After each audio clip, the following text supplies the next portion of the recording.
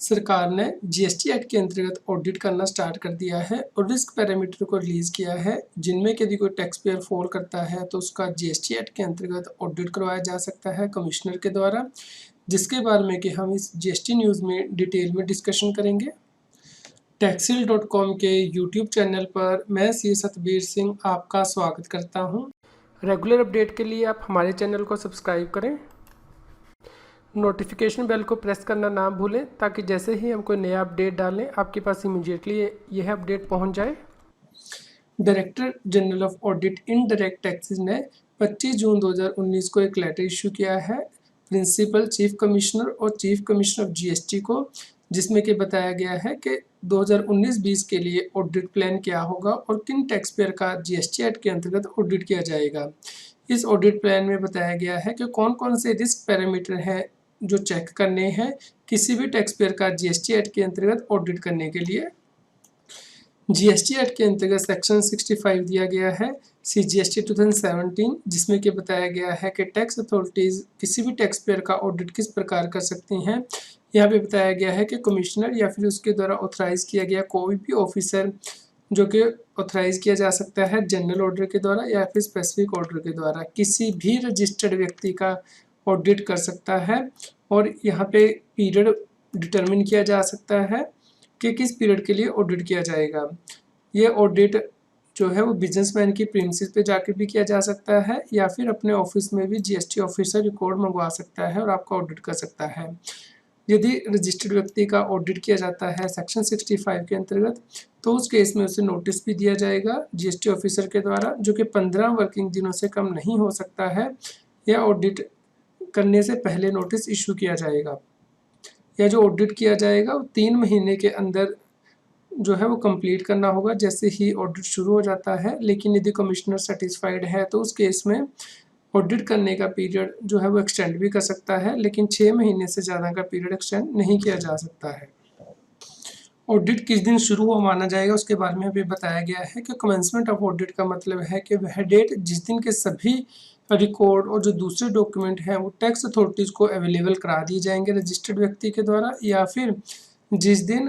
Tax payer के place of business पर audit शुरू कर दिया जाएगा। इन दोनों में से जो भी डेट सबसे बाद में होगी उस दिन ऑडिट की शुरू होने की डेट मानी जाएगी और इसके 3 महीने के अंदर यह ऑडिट कंप्लीट करना है जीएसटी ऑफिसर को। इसके अलावा इस सेक्शन में ये भी बताया गया है कि जब जीएसटी ऑफिसर अपना ऑडिट स्टार्ट कर देगा तो वह रजिस्टर्ड व्यक्ति को कह सकता है कि वह उसे फैसिलिटी प्रोवाइड करे ताकि वह उसकी बुक्स ऑफ अकाउंट्स को वेरीफाई कर सके।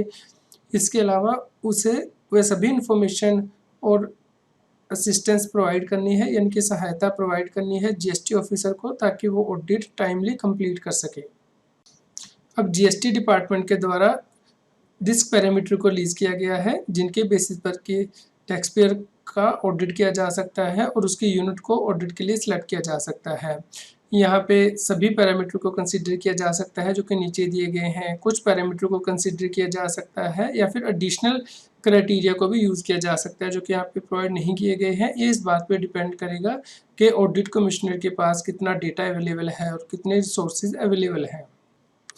सबसे पहला रिस्क पैरामीटर जो यहाँ पे दिया गया है वो है कि यदि टैक्स पेयर ऑडिट टीम को कोई डॉक्यूमेंट प्रोवाइड नहीं करता है या फिर डॉक्यूमेंट तो प्रोवाइड करता है लेकिन डिले से प्रोवाइड करता है, यानी कि देरी से प्रोवाइड करता है, तो उस केस में उसे रिस्क पैरामीटर माना जाएगा और उसका डिटेल्ड ऑडिट जीएसटी ऑफिसर के द्वारा किया जा सकता है। इस प्रकार आपको ये इंश्योर करना है कि यदि आपकी यूनिट को ऑडिट के लिए सिलेक्ट किया जाता है तो जीएसटी ऑफिसर के द्वारा जो भी डॉक्यूमेंट या इन्फॉर्मेशन आपसे मांगी जाती है वो आप टाइमली और एक्यूरेटली अवेलेबल करा दें। दूसरा रिस्क पैरामीटर है कि यदि टैक्स पेयर को आज तक अभी ऑडिट ही नहीं किया गया है तो भी उसका केस ऑडिट के लिए सिलेक्ट किया जा सकता है। मान लीजिए किसी टैक्स पेयर के पास जीएसटी एक्ट आने से पहले सर्विस टैक्स नंबर था और वो सर्विस टैक्स भरता था, उसके अंदर भी उसका कभी ऑडिट नहीं हुआ है और अब उसके पास जीएसटी नंबर है और अभी तक उसका ऑडिट नहीं हुआ है, तो टैक्स पेयर को ऑडिट के लिए सिलेक्ट किया जा सकता है। तीसरा रिस्क पैरामीटर है कि यदि किसी टैक्स पेयर ने नई जीएसटी की रजिस्ट्रेशन ली है तो उसका भी जीएसटी एक्ट के अंतर्गत ऑडिट किया जा सकता है। अगला रिस्क पैरामीटर है कि यदि पिछले ऑडिट से अब तक बहुत ज़्यादा टाइम हो चुका है और ऑडिट अभी तक नहीं हुआ है तो उस केस में भी उसे ऑडिट के लिए सिलेक्ट किया जा सकता है। मान लीजिए जीएसटी एक्ट आने से पहले व्यक्ति सर्विस टैक्स के अंदर कवर था और 5 साल पहले उसका ऑडिट हुआ था और आज तक उसके बाद उसका ऑडिट नहीं हुआ है तो भी उसे रिस्क पैरामीटर माना जाएगा और ऐसे टैक्स पेयर का भी जीएसटी एक्ट के अंतर्गत ऑडिट किया जा सकता है। अगला रिस्क पैरामीटर है कि यदि टैक्स पेयर का सब्सटेंशियल असेसमेंट नहीं हुआ है ड्यूरिंग प्रीवियस ऑडिट तो उस केस में उसे रिस्क पैरामीटर माना जाएगा। मान लीजिए पिछली बार ऑडिट तो हुए हैं लेकिन डिटेल्ड में ऑडिट नहीं हुआ है तो उसे रिस्क पैरामीटर मानकर उस टैक्स पेयर का ऑडिट किया जा सकता है। अगला रिस्क पैरामीटर है कि यदि टैक्स पेयर की टर्नओवर और नेट प्रॉफिट का साइज जो है वो बहुत ज़्यादा है तो उस केस में भी उसका ऑडिट करवाया जा सकता है, ये एक रिस्की पैरामीटर है। या फिर यदि टैक्स पेयर का लॉसेस बहुत ज़्यादा है तो भी उसे रिस्क पैरामीटर माना जा सकता है और उस टैक्स पेयर का भी जीएसटी एक्ट के अंतर्गत ऑडिट करवाया जा सकता है। अगला रिस्क पैरामीटर है कि यदि टैक्स पेयर ने बहुत ज़्यादा रिफंड क्लेम किए हैं तो उसे भी रिस्की पैरामीटर मानकर उसका ऑडिट करवाया जा सकता है जीएसटी एक्ट के अंतर्गत। इसके अलावा यदि पिछले साल से इस साल टैक्स पेयर की टर्नओवर बढ़ गई है और नेट प्रॉफिट जो है वो कम हुआ है तो उसके साइज को देखने के बाद उस टैक्स पेयर को जीएसटी ऑडिट के लिए सिलेक्ट किया जा सकता है। या फिर यदि टैक्स पेयर की टर्नओवर या फिर नेट प्रॉफिट में कोई मिस्टेक डिडक्ट हुई है तो उसके साइज को कंसीडर करते हुए उस टैक्स पेयर का जीएसटी एक्ट के अंतर्गत ऑडिट करवाया जा सकता है। इसके अलावा जीएसटी ऑफिसर रेशियो एनालिसिस करेगा और उसके बाद ये डिसाइड करेगा कि क्या उस टैक्स पेयर का जीएसटी एक्ट के अंतर्गत ऑडिट होगा, जैसे कि एक्सपेंसिव पब्लिक टर्नओवर रेशियो, यानी कि यदि आपकी एक्सपेंसिव बहुत ज़्यादा है टर्नओवर की कंपैरिजन में तो आपका ऑडिट करवाया जा सकता है। इसी प्रकार टर्नओवर ऑब्लिक टोटल एसेट्स की रेशियो देखी जाएगी जीएसटी ऑडिट के लिए सिलेक्ट करने से पहले, और लोन्स ऑब्लिक टोटल एसेट्स की रेशियो देखी जाएगी जीएसटी ऑफिसर के द्वारा, और उसके बाद आपका जीएसटी एक्ट के अंतर्गत ऑडिट के लिए केस लगाया जा सकता है। इसके अलावा यदि आप हाई रिस्क एक्टिविटीज़ करते हैं, जैसे कि मान लीजिए आप रियल एस्टेट के बिजनेस में हैं, वहाँ से आपको इनकम हो रही है, तो उस केस में भी उसका साइज़ को देखने के बाद ऑडिट करवाया जा सकता है। आप जीएसटी एक्ट के अंतर्गत बहुत ज़्यादा एग्जम्पशन क्लेम कर रहे हैं तो भी जीएसटी एक्ट के अंतर्गत ऑडिट कराया जा सकता है। या फिर जो इंडस्ट्री की एवरेज है उसमें जितना प्रॉफिट आना चाहिए आपका प्रॉफिट उससे कम है या फिर उससे ज़्यादा है, तो उसके बेसिस पर भी आपका केस ऑडिट के लिए सिलेक्ट किया जा सकता है। यदि कोई टैक्स पेयर बैंकरप्ट है या फिर उसने वेवर के लिए रिक्वेस्ट किया है तो उसे भी रिस्क पैरामीटर माना जाएगा और जीएसटी एक्ट के अंदर ऑडिट कराया जा सकता है। या फिर कोई टैक्स पेयर अपनी जीएसटी के रिटर्न को इनकंसिस्टेंटली फाइल करता है।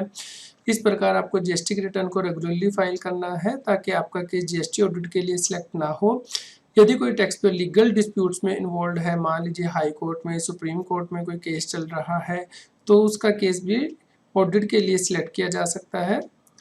इसके अलावा यदि किसी टैक्स पेयर की रिटर्न्स को इससे पहले इसलिए इन्वेस्टिगेट किया गया है कि उसने टैक्स की चोरी करने की कोशिश की है, तो उसका केस भी जीएसटी ऑडिट के लिए सिलेक्ट किया जा सकता है। या फिर किसी टैक्स पेयर को किसी गवर्नमेंट एंटिटी से कोई नोटिस मिला है, मान लीजिए वो कोई गवर्नमेंट के डिस्प्यूट पे नहीं कर रहा है, तो उसका केस भी जीएसटी ऑडिट के लिए सिलेक्ट किया जा सकता है। इसके अलावा यदि कोई टैक्स पेयर अपने बुक्स और रिकॉर्ड्स को ठीक से मेंटेन नहीं कर रहा है, मान लीजिए मैनुअली मेंटेन कर रहा है या फिर अच्छे से मेंटेन नहीं कर रहा, तो उसका केस ऑडिट के लिए सिलेक्ट किया जा सकता है।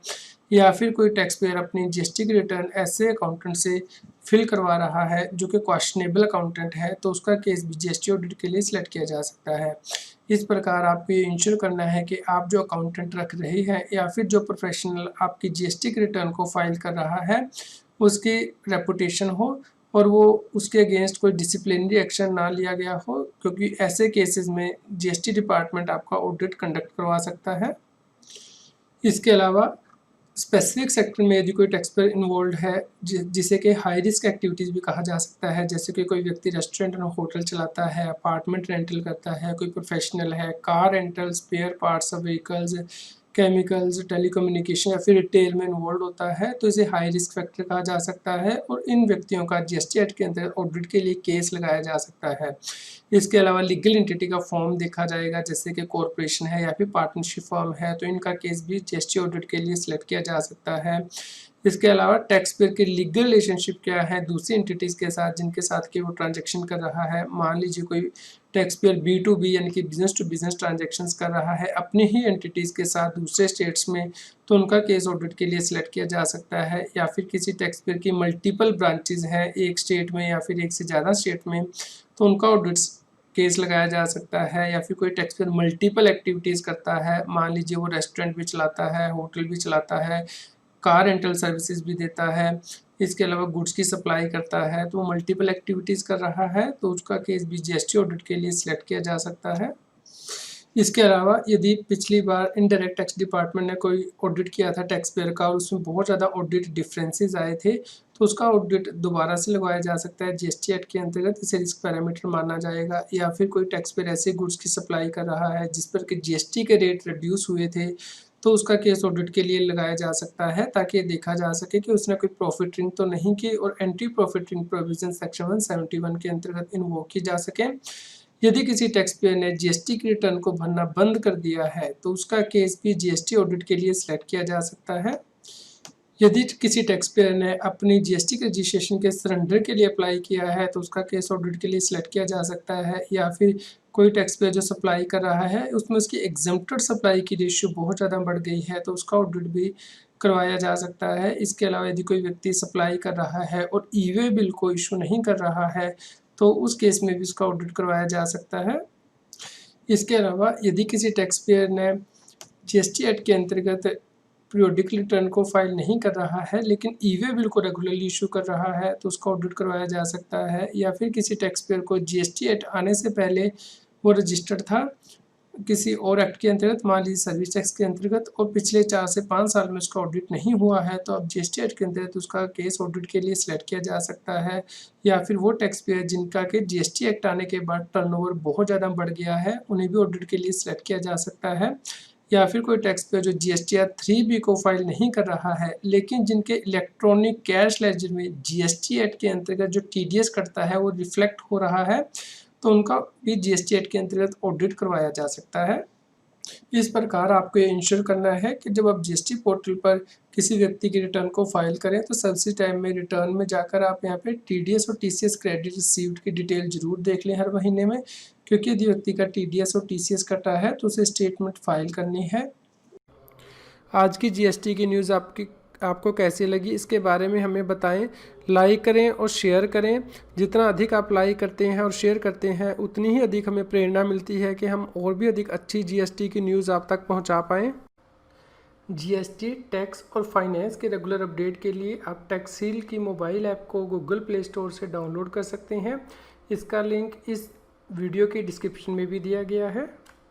यदि आप टैक्स के बारे में और अधिक जानकारी चाहते हैं तो हमारे यूट्यूब चैनल की प्लेलिस्ट को रेफ़र कर सकते हैं। यहाँ पे टॉपिक वाइज वीडियो दिए गए हैं जिन्हें कि आप रेफ़र कर सकते हैं।